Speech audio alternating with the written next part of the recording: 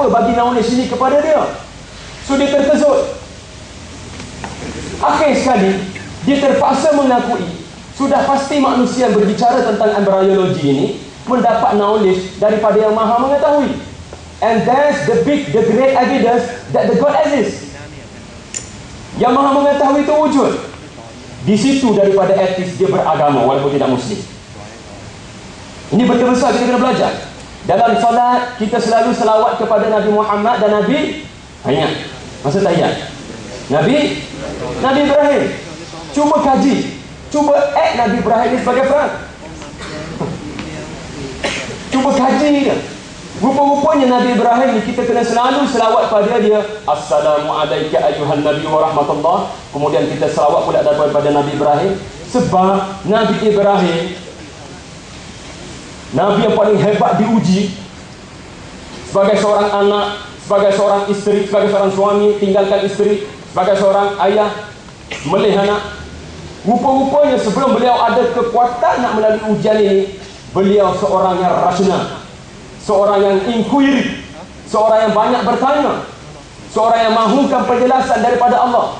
Kalau betul kamu boleh menghidupkan benda yang mati, tolong tunjuk ya Allah. Maknanya dia mencari Tuhan. Dia tengok bintang, dia kata ini mungkin Tuhan. Dia tengok bulan, ini mungkin Tuhan. Dia tengok matahari, ini mungkin Tuhan. Tengok-tengok semua kejap ada, kejap tak ada, semua. Maka yang mencipta bulan bintang ini sudah pasti Tuhanku. Maknanya dia cari agama. Masalah kita nampak Tuhan dalam bulan Ramadan saja. Lepas Ramadan kita tak jumpa Tuhan.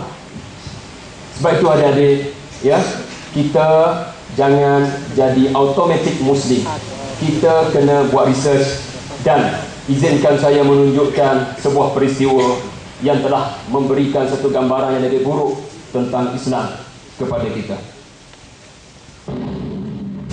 Video yang saya tunjuk pada anda tadi sebagai suatu gambaran bahawasanya peristiwa 11 September adalah sebuah peristiwa yang telah melakar dan mengubah sejarah dunia dan sekaligus mengubah kedudukan umat Islam pada selepas 11 September tahun 2001. Kalau saudara-saudara perasan, selepas peristiwa itulah keadaan umat Islam sangat malam.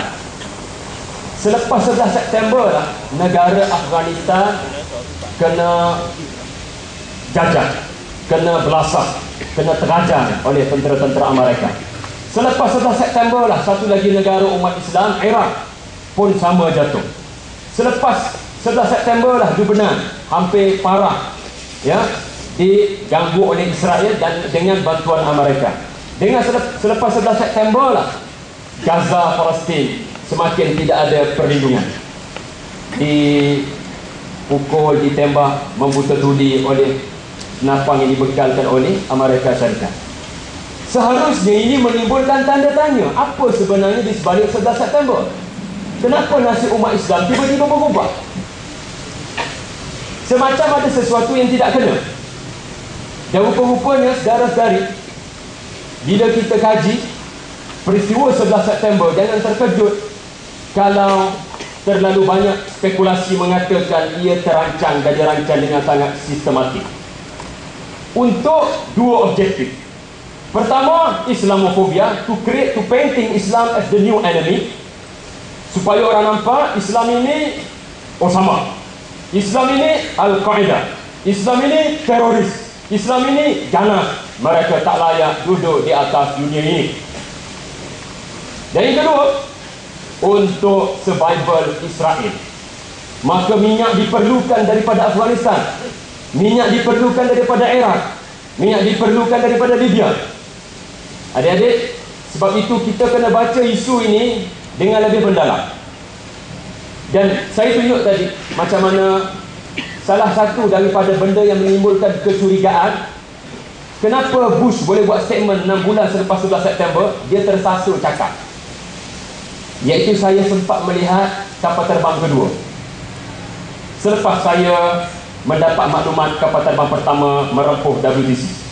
Soalan dia tengok macam mana, dia tahu kat mana kapal terbang kedua akan datang. Video tentang kapal terbang merempuh WTC rilis kepada dunia sehari selepas WTC dilanggar. So ini menimbulkan tanda tanya, mana Bush tahu ada kapal terbang kedua akan datang. Dan saya tunjukkan juga temu ramah dengan anak Noam Chomsky kalau tak silap. Beliau dipanggil bermesyuarat 11 bulan sebelum 11 September. Dan hasil daripada kajian 20 tahun dalam architecture, saya lupa nama sarjana tersebut, minta maaf adik-adik, boleh gelap kan? Dapat dibuat kesimpulan 11 September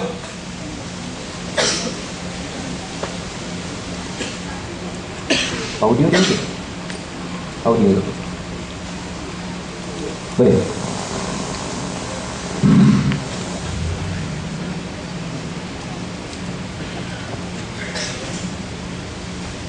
Pertama sekali saya tunjukkan tiga contoh.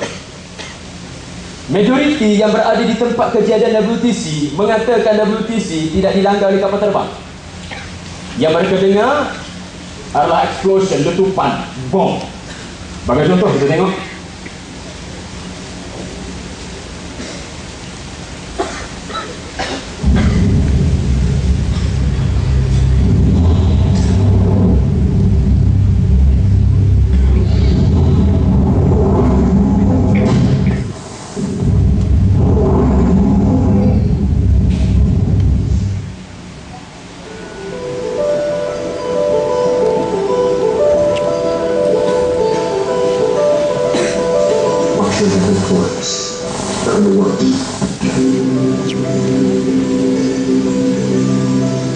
The collapses of the Twin Towers and Building Number 7 had to have been examples of controlled demolition,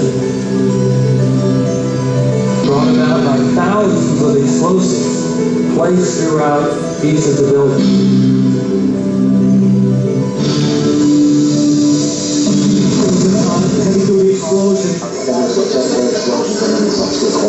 We've heard reports of secondary explosions after the aircraft impacted. Explosion. Perkataan ini kita dengar live daripada ground floor. The third explosion, many people in the building said that they saw, they felt or heard. Gamai cuba mendedahkan, gamai yang cuba sama kerajaan Amerika, tetapi didiamkan.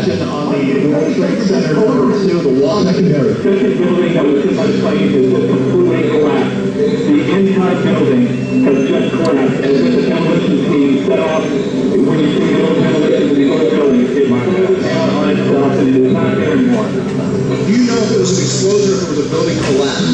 Semua saksi pertama menyebut explosion. Itu yang mereka dengar. The building itself, literally the top of it came down, sending smoke and debris everywhere. There had just been a huge explosion. There was a cascade of sparks and fire. Mereka tidak dengar bunyi kapal terbang. Like a mushroom cloud explosion. Ini menimbulkan tanda tanya kerana ini disebut oleh saksi yang berada di tempat kejadian sebelum media membuat ulasan. Behind that smoke, obviously, you can't either. John, this could be because of a huge explosion and it appears right now the second World Trade Tower has just collapsed.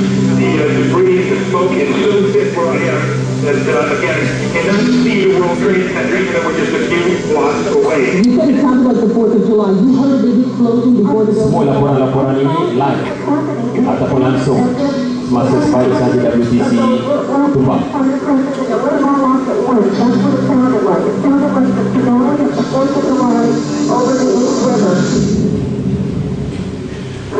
Satu lagi yang menimbulkan tanda tanya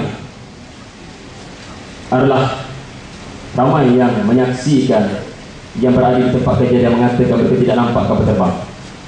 And in terms of the firefighting capabilities, when you get up to this high level, I assume the firefighters got to get up there and Ini selepas rempuhan pertama dan rempuhan kedua.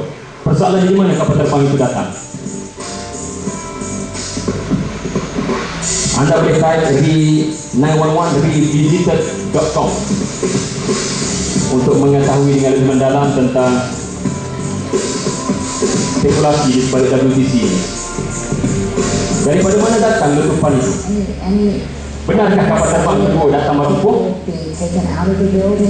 Bagaimana dinyatakan oleh Bush?